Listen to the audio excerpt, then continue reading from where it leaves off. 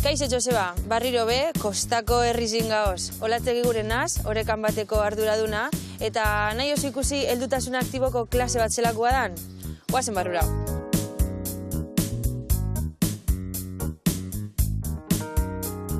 Heldutasun aktiboko klase baten sartu gara. Berton, 55 urtetik orakoentzako dago zuzenduta. Eta honetan ariketetan, eta honetan klasietan sartzen dauz. Mobilitate ariketak, indar ariketak, eta gero egokitzapen kardiobaskularreko ariketak bebai. Hau dana, ordu bete inguru dolan egoten gara, entrenaten eurakin.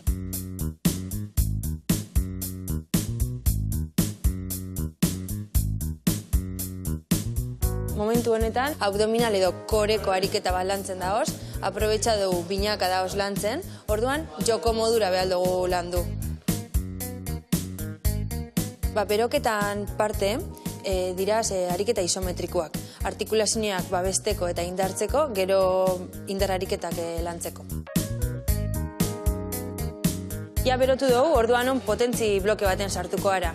Indar ariketa hori transferentzi modura abiadura sartzeko.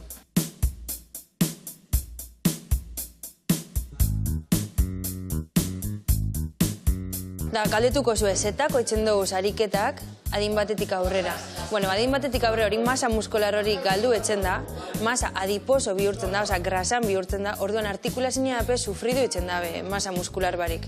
Horretarako indar ariketak etzen dugu. Funtzionaltasunera begira, gu askarra izateko, hobeto sentitzeko eta min gitxia eukitzeko. Emakumeen kasuan, menopausia eta gero osteoporosisa dator. Orduan horreri aurre egiteko indar ariketak eta inpakto pizkat eta kontrolaua oso ondo etorten da.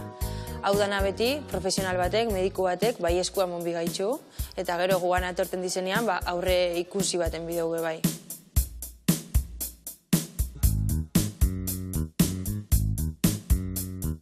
Askan blokia, indarreko askan blokia sartuko uz, gluteoa edo aldakak eta sorbaldak. Oneri bi artikulazioari garrantzi asko emoten dotzau, ze lesino asko egoten diraz honako adinean.